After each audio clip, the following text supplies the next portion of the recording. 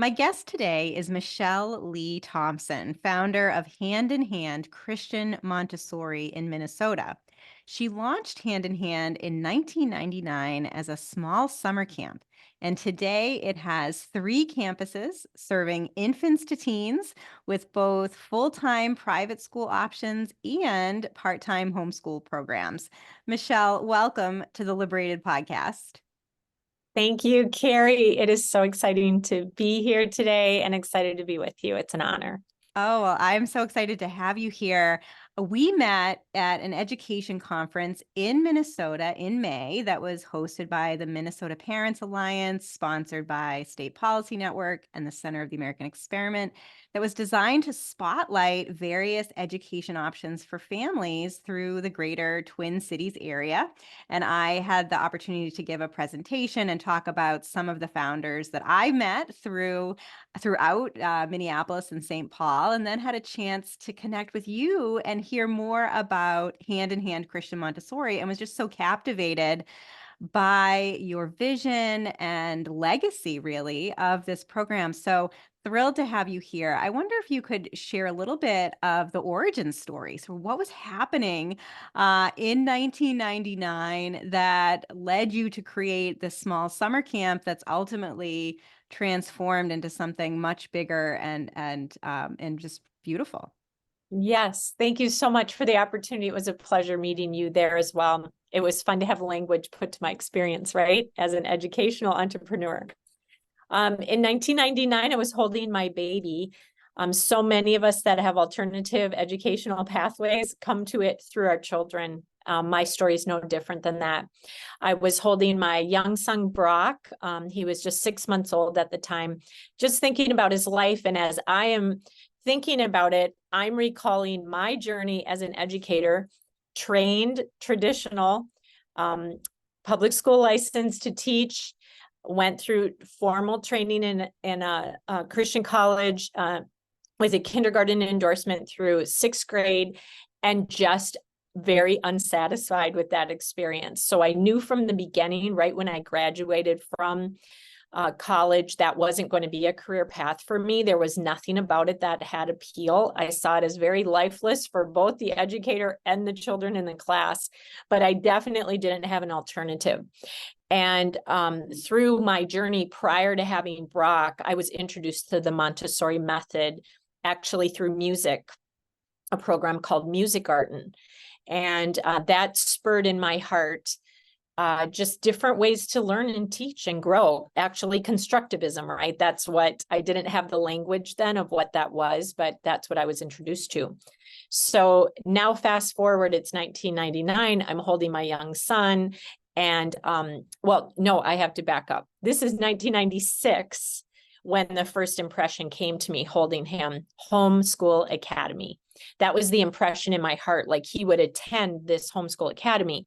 I didn't know where it was. So I leaned over him and called my cousin, Jane, who happened to work inside of an educational network associated with public schools, and asked her if she would find me this homeschool academy. And she's like, Brock is only 6 months old. And I said, I know, but I'm pre-planning, and I know I don't want to go a traditional route. I think this is some kind of hybrid. Could you find it for me? So she answered me in about a week and came back and said, I am looking throughout kind of my website and resources, and I'm seeing some models like this that you're describing in California, but I see nothing like it in Minnesota. I see nothing like it extensively anywhere else. I don't really know what you're describing, but it's some kind of part-time option. And she said, right now, it looks like you're pretty much full-time homeschooling with loosely formed co-ops. You're doing a full-time private school, or you're doing a full-time public school. I don't see a hybrid of what you're describing. So my next thoughts of having this little one was, wow, it seems like such a good idea. I'm surprised no one has thought of this. I wonder if anyone feels like I do. And that proceeded to have really a very long journey, many years up until 1999, actually, and then beyond, to get anyone to believe me, trust me, give me any money for this model, because no one really could wrap their heads around what is that? Is that even legal in Minnesota? And I can get into that later, but that was the original thought, homeschool academy for my own child, just sitting holding him one day in 1996. And then it launched a version of it in 1999. Yeah, and the version that launched was the summer camp. I wonder if you could talk about that, because I do hear from a lot of founders who say that they started with more of this smaller launch, right? Either as a summer program or a vacation week program or an after school model. And it can sometimes be a really great way of trying out the model, building relationships, and kind of gathering community. I wonder if you can talk about that experience. Absolutely. The word I would use is incrementalism, because so many of us that have a big vision, that isn't the next thing you get to do is the vision. It usually is look for the next open door. So in our case, I had in my heart what I really wanted, this homeschool academy, very elaborate, multi-aged. But what I found was the offer on the table at Panino's restaurant was a Christian ed director at a very large church in our Twin Cities offering my mother and I a job to have a summer camp. And I thought, this is not what I want. This is not my vision at all. First of all, it's 2s and 3s. That's way too young. Second of all, there's what part of academy is this? That's not summer camp. And then are we homeschooling or what?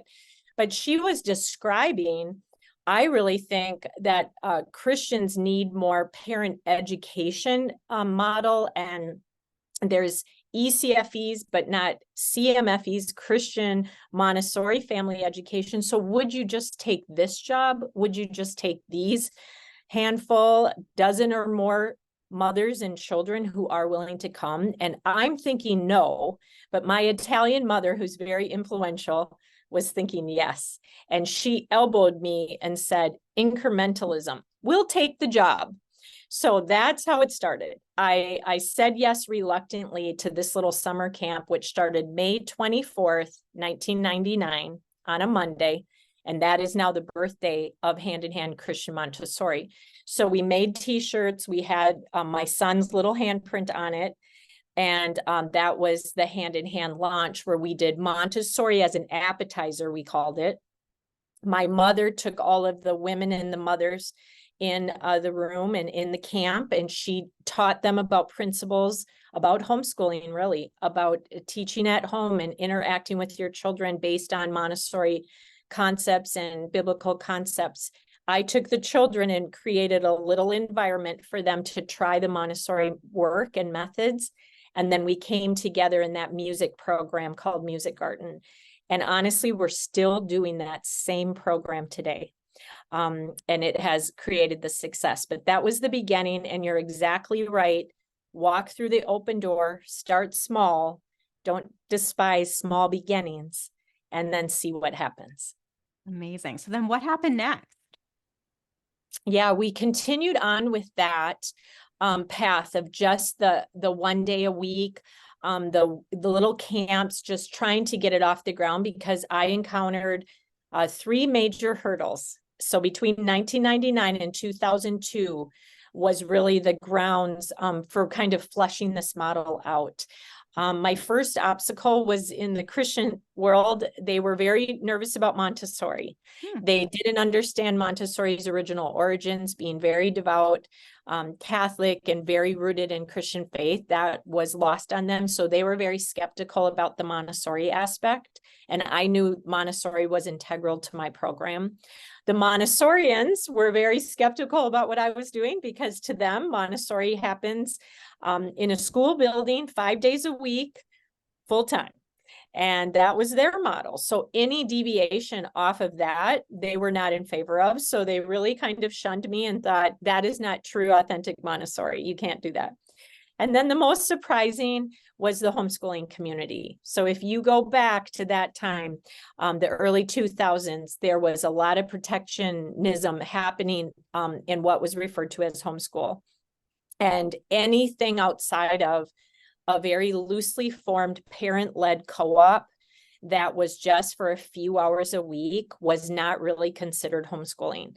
And so they were very opposed to me calling it homeschooling or allowing parents who wanted to homeschool to participate. So because of all of those obstacles, I actually had to hire an attorney, and we became the first homeschool hybrid in Minnesota in 2002 with an attorney's letter who had to read the educational law in Minnesota at the time to even say that that was possible. It was possible to do a real integrated look of like a 3-day, 2-day at home, 3-day at an academy.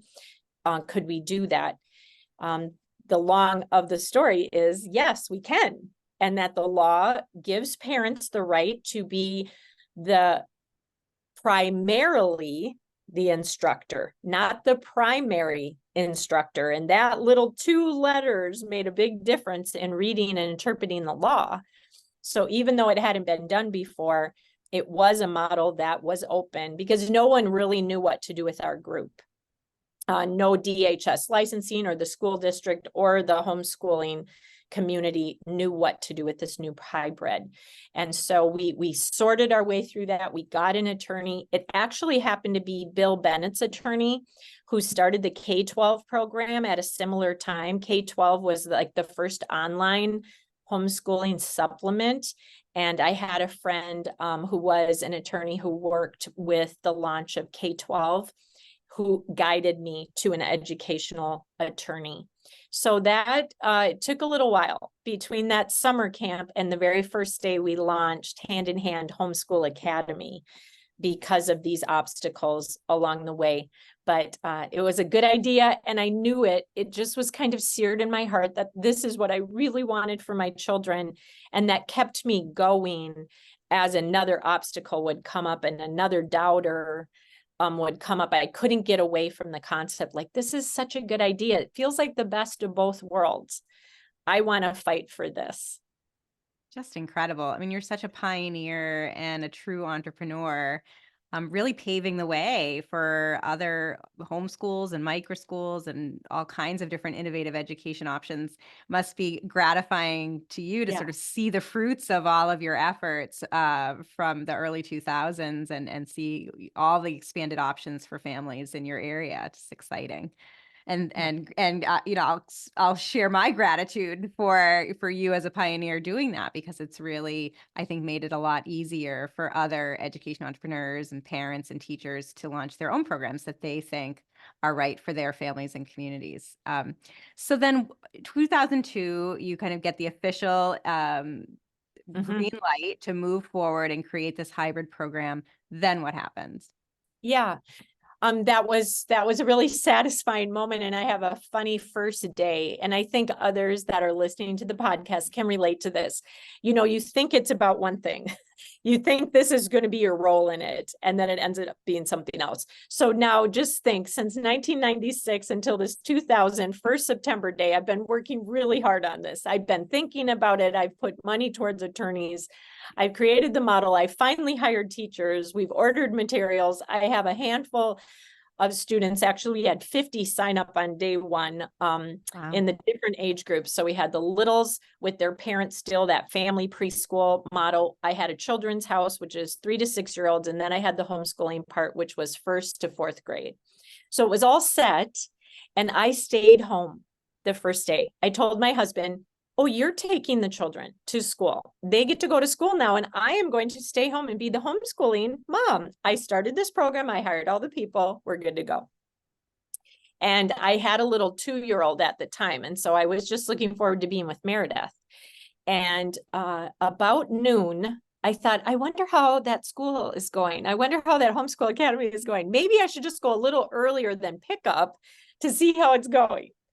And I'll tell you, I walked in to just see a whole line of parents wondering what was happening and what they should do. And I saw a teacher with a little one. And I had said, you know, you can just watch your baby and teach at the same time. This is real family friendly. You'll be fine. That baby was crying. And it just looked like a disaster. I'm going to tell you that. That was the first day. And I had this revelation of like, oh, I have to run this. I have to be there. I actually have to like problem solve and like, oh, there's parents that showed up. I have 50 children enrolled in this. They have stuff. And I just think that's kind of funny, but it shows you my honest approach of just like, they're homeschoolers. It's going to be perfect. There's not going to be any issues. And that wasn't the way it was. And I was meant to lead it. And so I needed to just rearrange that thinking. I brought my baby who was 2. We found another parent who was willing to watch her. We called it play care. And I had to get actively involved in. I never missed a day of work for about 12 years. Because that is just a part of the love and the effort and the work. And when you're forging ahead and trying to create these new pathways, it hasn't been done before. People don't know, and they really want to do it right, and they want to participate. And I needed to lead from a different way. So that was day 1, but it did continue to have success, to grow. I was open to feedback. We had to adjust. I wanted our program at Hand in Hand to be best practice, not just set in a mindset of one way, or just like, this is the way the Montessorians do it, and this is the way we're going to do it, but more like, I think Dr. Montessori would want us to be very adaptable of our society and where we're at. And so I have always tried to nuance, what do we know? What have we learned? How can we incorporate that to have best practice experiences for my families? And because it's an integrated model with homeschooling, as well as classical, as well as Charlotte Mason with Montessori as a framework, I'm always learning and growing and shifting. And I think that's a really important part of this work, is that you're open to like, are we missing anything? Could we do it better? What's the new way? I just love that. So you're more than 2 decades into this operation at this point. Tell us what Hand in Hand is like today. You have 3 campuses, you have a full private school option as well as a homeschool academy. What is happening there? Yes. As I started on that day, I was asked by the board that we were renting church in from the time we rented space in this church. They're like, how big will this model grow to be? What's your vision? And I was like, oh my goodness, we're there. 50 kids max. I have a couple of Sunday school classrooms and the baby nursery, and we're good. And that was the one and only year it was that size. And as I just started touring more and more people, I realized, people are really liking this hand in hand homeschool partnership. Parents want a partnership. So I have always had waiting lists of very many families trying to get into the program. There were seasons when I didn't even give tours because there were too many children waiting, and it was disappointing for them to come and see it and not be able to get in. And so I honestly think in my heart, I hadn't seen it being that growing or taking off that much. I didn't visualize that. And I also limited its scope to just those little family preschool 2 and 3-year-olds to 12 years of age. That's kind of what I thought. And then a few things changed in my thinking, new information. So one of it was a group that was getting close to graduate as 12-year-olds saying, what about junior high? Don't you think Montessori has a good answer for that? We don't want to homeschool full-time, and we don't want to put our children in full-time private school. Can't you try that model? So as I do often, Carrie, honestly, I pray, I seek wisdom from the Lord. I read the Bible. I look at the information in my desk, and I ask God to open doors and lead the way. So he opened the door. We added a junior high in 2008. That was our next expansion. In 2010, I had an expansion that hit close to home because I was getting so excited to have my baby, that 2-year-old, homeschooling with me alone while her older siblings went off to school. And I announced, I'm so excited I get you all to myself, and we're going to homeschool. And she's just looking at me thinking, well, I don't want that. start that school thing now. I want to go 5 days a week. I don't want to be home with you just alone without Brock and Maddie. And so I thought, well, that's curious. Maybe there's others in the school that feel the same way. Honestly, 50% of them signed up for a private academy. Only 50% stayed in the homeschool academy. Wow. So that launched a whole new thing that I really hadn't initially intended to happen. But private academy, partnering with parents in a full-time aspect is appealing for a lot of different reasons to people. And some families even choose one child to do the homeschool academy, the second one to do the private academy, and they want choices. I loved your scenario that you showed about the cereal aisle at the conference we were at. All the different kinds of cereal. We all have, well, actually breakfast food. It's not just cereal, right? It's oatmeal and Pop-Tarts and fruit, or everybody needs and wants something different. So let's expand that. And I found that to be true at the time. And then in 2018, we opened the high school. And right around that same time, I expanded to include infant and toddler. Again, very big demand. I had a demand for that as a request all along. Montessori is such a beautiful, bright beginning for little ones. And I just, my heart wasn't there. I wasn't sure that's what I wanted to do. But when we opened that door, that just became so special. So now we have very robust infant and toddler programs, training program for that, bringing others into that model as well. And so we do a full range now, 6 weeks until, 12 weeks old to 12th grade, the 12 to the 12, and multiple models inside of that, anywhere from 1 day a week to the full 5 and everything in between.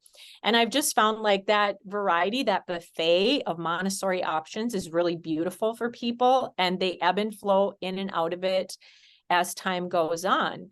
And because of that growth and demand and the variety, we are on 3 different campuses in the Twin Cities. We kind of cover the area, a central campus, south and west, in Roseville, Bloomington, and Wayzata. Beautiful properties, wonderful teams that take families from those areas and just offer them, what's good for your family. Let's find that out. What's good for your child in the age groups. All of them have, though, only the best for the smallest. So we're going to keep those standards right there for them. It's been fun. So what are the numbers now, Michelle, in terms of how many families do you have? How many of them are choosing the 5-day a week kind of private school model, and how many are choosing the homeschool academy?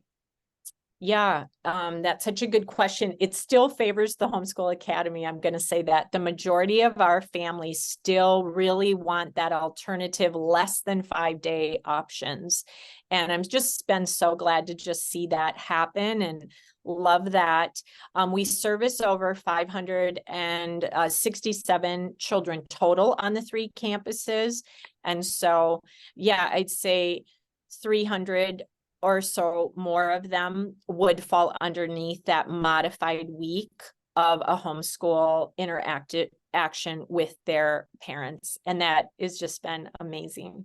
So. And what have you seen, or have you seen any changes or momentum shifts since 2020 with your program, and especially the disruption caused by the COVID response? Right. Wasn't that great?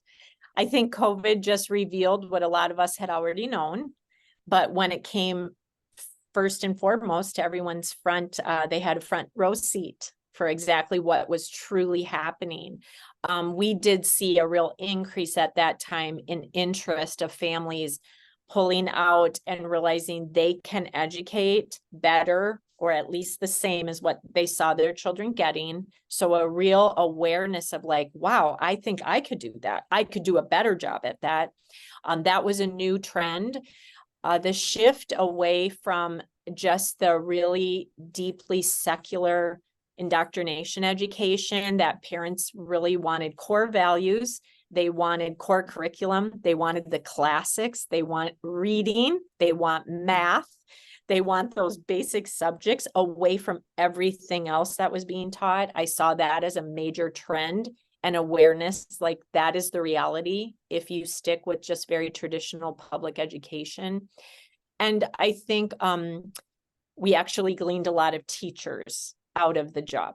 A lot of teachers started making the shift, like they could no longer, in their own conscience, with their faith, belief, and convictions, subject themselves to the kind of things they were being asked to do. It just was going way beyond. I think there was a wider tent prior to COVID where everyone was very respectful of each other. And if you were a believer or you felt a certain way, that was fine. And that all got collapsed. And it was like, this is the assembly line treadmill, get on it, or you're going to fall off of it if you're not in step. And I just saw we were beginning to get a lot of applications and things from the exodus of the public school teachers over to us to be retrained and think about things differently. And I was really grateful for that. It was a whole new group of educators that were ready for something different. So those were three major trends that I observed, and that hand in hand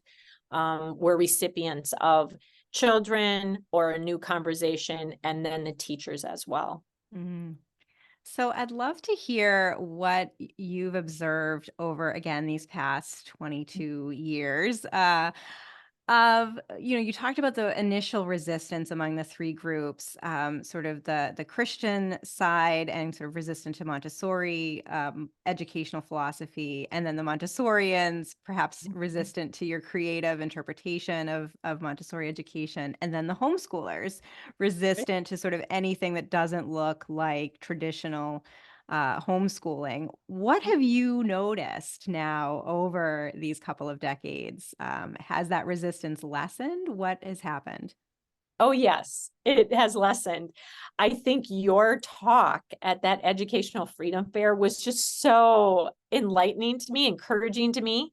Honestly, because I've been in it for so long, I don't really stop and ponder it. And I'm not really probably thinking a lot about like what is happening out there, because I'm just really buying buildings and moving on in my own world.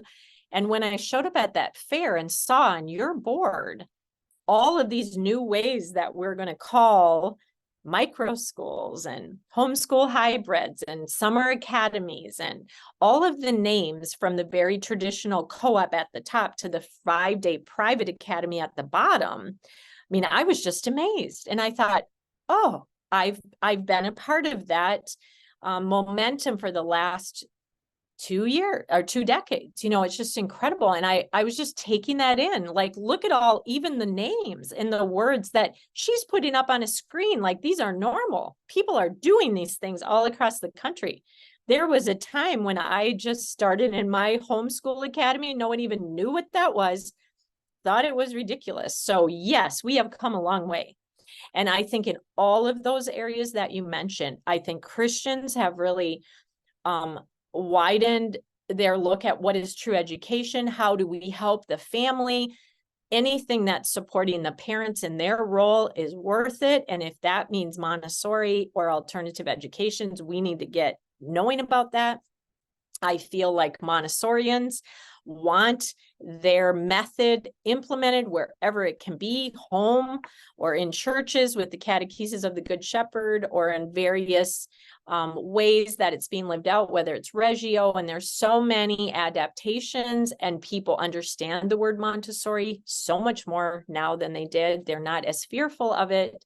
The myths are breaking down, but no greater change has happened than in the homeschooling field. I think just by the nature of your podcast and how many people you're highlighting around the country, the fact that Homeschool Legal Defense, that was, I would say it was a group that was very skeptical and putting up some barriers for me originally. Now I see them being a participant to support homeschooling families in various ways. And that wasn't true of them in the early or late 1990s. So they've changed a lot.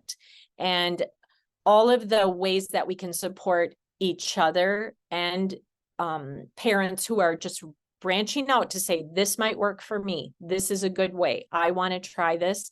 I just see that whole community being so much more supportive. Your panel was indicative of that. 3 out of people on your panel and others mentioned have come from either hand in hand as parents in my program, or people that have come to visit hand in hand and then gone off to have a variation of it. So this is so exciting for me to see. And that's no longer super odd. Or what is that? We've never heard of that before. That has been a huge shift of just collaboration. And we know we're on the same team. I think that's the important thing. I didn't get that when I started. I was alone. I was made to just feel like, yeah, you're weird. I don't know if that'll work. We're nervous about that. Those kind of terms, where now I think people are really excited and support one another and cheer one another on and find it, that's so curious, that's so interesting, that's so creative, that's so entrepreneurial. We use words like that. So even in our words and our language, we have now opened ourselves up after COVID, I would say, really started highlighting the momentum to new and creative ways. Good thing, right? There are a lot of children out there that need alternative education methods. Just so amazing. And, entrepreneurship is always a challenge, but I think in some ways, today's education entrepreneurs, including many of those in Minnesota, have it a little bit easier thanks to your groundbreaking work and getting laws changed or clarified, and really showing what's possible in alternative education, and creating really creative educational models for families there. So what advice do you have, Michelle, for other aspiring founders, entrepreneurial parents, and teachers who are thinking about launching their own school or Yeah. hybrid homeschool program in their own community? I know you've been so Right. busy kind of in the weeds of Yeah. building and scaling, but what advice would you give to someone just getting started? Yeah. Okay. First of all, know your vision. I think, any leadership book or any conference we go to always starts with the kind of that vision, but it is true, where there's no vision, people perish. So if you have a vision and you can see where you're going, that's what you have to hold on to, and just know it's such a good idea. I love it. It's gonna work out. I believe in it. I want it. Because if you have a clear vision of where you're headed, you can rally people around it. You can inspire it yourself. You want it, so you'll be willing to put in the effort it's going to take to keep that vision alive and get others to feel that same. So vision really matters. You can't go anywhere without a clear vision. And two, I think not to have fear. That kind of sounds like, well, yeah, not that, but truthfully, we have myths and we put up a lot of our own barriers, and some of them are true. People will write and say, you can't do that. I don't think that's legal. That actually happened to me. So I had to push down the fear to say, let's press into that and get the information we need. So is that calling an attorney? Is that finding out the law for yourself? Go and talk to the person that seems to be the one standing in the way. Is that a district? Is that you have an ordinance in your neighborhood that says you can't have X amount of cars? Find that out. Information is power. And so don't be afraid to ask the hard questions and lean into what is the no. Hold a neighborhood meeting. Have people come and say their objections. What are you worried about if I do this or change this shopping center into this? You do have to know, and you have to be willing to press into the hard, because right after the vision, the next thing that happens is the no. You can't do that. We haven't seen that. That's never been done before. That's the death of any vision. Of course, that's why it's new. And so lean into the fear, get the information you need. And in the end, unfortunately, I think it's going to take more blood, sweat, tears, and money than you originally think. And so just be ready to persevere through a lot of hard, and put in your own time and your own efforts, and be your own custodian and figure out the spots that are missing. So you cannot be afraid of hard work. This is not for anyone who does not want to work hard and persevere, but the reward at the end is so outweighing any of those initial things. It really is a beautiful thing at the end, to see it come alive, to see the vision happen, to have the feedback, like, thank you so much. This mattered for my family. there's so much satisfaction and joy in that. And yeah, I am just been a recipient in my own family, and now so many more that have appreciated this way of raising their young children. So it's so much joy. And are your children all graduated now? Like they've gone off, they're no longer with Hand in Hand? Right, exactly. No longer with it because they are now 28, 27, and 24, my three, and often do reflect on the journey at Hand in Hand, though, how meaningful it was, especially when they got to college. I think they could really reflect on, oh, this is what I learned when I was doing the homeschooling and the Montessori and the method we used. I have an advantage over some others that I see weren't exposed to that. Thank you, Mom, for that. And so I have been able to reap the benefits in my own children's character. And my husband and I often just reflect on how grateful we are that our children were raised in that way. Here's a sweet thing, though. My son married a little girl that he met in third grade at Hand in Hand. Her name is Oh. Adrian. And so Kadrian and Brock got married, and that was our first little hand in hand love story. And if you can believe it, Carrie, just this past week, we get to announce that we're getting a grandbaby, a little girl out of the deal. So we'll have our first little hand in hand grandbaby girl that will be born right around December. And we're really blessed by that. So there's the hand in hand story coming full circle. Hopefully we'll get to have that little one rejoin us at Hand in Hand. So the story lives on. That's such a wonderful story, and it sort of speaks to my next question, because a lot of today's entrepreneurial parents who are creating these new schools and spaces did what you did, right? They had to create a solution for their own family, and Right. then once those children age out of that Right. program, Right. there's a concern that maybe that spark is weakened Oh, a yeah. bit, that there's not Yeah. that sort of personal desire anymore. Of course, now you have a new generation to persist for. But what would you say to founders of how do you kind of keep that entrepreneurial spark alive, or what happens after your kids age out of Yeah. your program? Oh, it's such a good question. And I had a moment, actually, the one that you're describing. My 12-year-old was about to leave Hand in Hand, so it was going to be my last one through. And I had been doing the model, at that time for about 18 years. So right around that time. And I just had a little moment, like, I think I'm good. I did what I set out to do. I did it for my own children. And I was thinking in my mind of scaling back. And I kept thinking of the shrinking and thinking, what if I just went down to that summer camp? That I could do, right? I'm just going to do this. And it's really hard to keep going. And we still were renting at the time. And I just had right around that time, probably 300 children, one campus. We were renting, and I was thinking of the scaling back. And I kept trying to think of what I would like to manage as she went off. And I went to a conference. It was a global leadership conference, and it was held at Eagle Brook. And a speaker who was from India, actually, got up to speak. And he said this: if you're holding in your hands a solution for one of today's questions and problems, then as a believer, it is your duty to risk, to keep going, to share whatever it is you're holding for more people. And for me personally, I took that very much to heart. And I had felt like I was holding a solution, an educational solution in my hand that was very successful. And what I was contemplating was not risking, not moving, not growing, keeping it in a controllable place for me, right? And when I offered that back to the Lord to just say, if you want me to risk more, and you want me to keep going where my children are offboarding now, they're exiting, this would just be about me and others.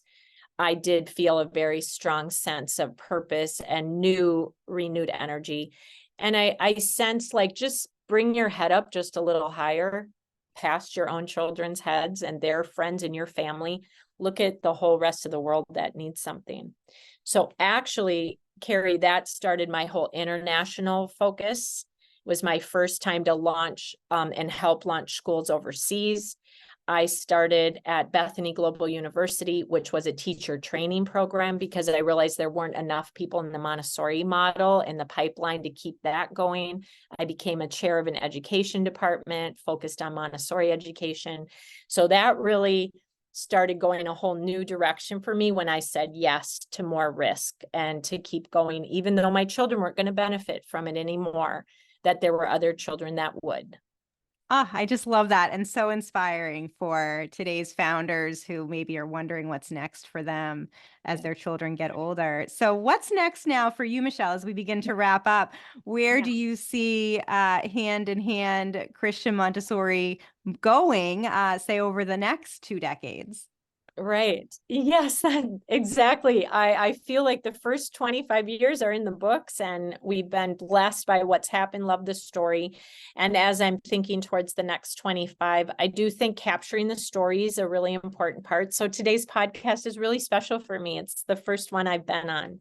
And to just share what has happened. So I want to capture the story so it serves as an inspirational model for others. We do want to create a whole new line of product called Red Thread. This would bring Montessori stories, especially biblical stories, into homes, homeschooling, and churches. And so that's a new entrepreneurial endeavor that I have, manufacturing and making actual materials based in the Montessori method. We hope to continue the teacher training program at Bethany Global University, where others who are interested in using Montessori in a variety of ways can come and train and receive an international teaching license. And finally, we do want to launch a school network that would be worldwide, based on constructivist principles in all different parts of the world, where Montessori and homeschooling and the concepts of faith could come alive for others. So that's going to be the next 25 years, and I'm really excited about it. I can't wait. It will be so wonderful to follow your progress. If my listeners and viewers also want to follow along and learn more about Hand in Hand Christian Montessori, what is the best way for them to do that? Yes. They can visit our website at www.hihcm.org, hihcm.org, Hand in Hand Christian Montessori. That really houses everything, including my blog, information on how to be trained. Child Alive is a CEU track we have. Bethany Global University has information on our training program. But that first in website would get you started. And they can reach out to me personally as well, m.thompson@hihcm.org. And I'm happy to follow up with anyone that would have a question. Well, Michelle, I hope that you do more podcasts. Hopefully, this is the first of many to come for you because you have such an incredible story to share and so much vision for the future of Montessori and Christian education and innovative education more broadly. So, best wishes to you. And Michelle Lee Thompson, thank you so much for being on the Liberated podcast. Thank you, Carrie. The pleasure was all mine.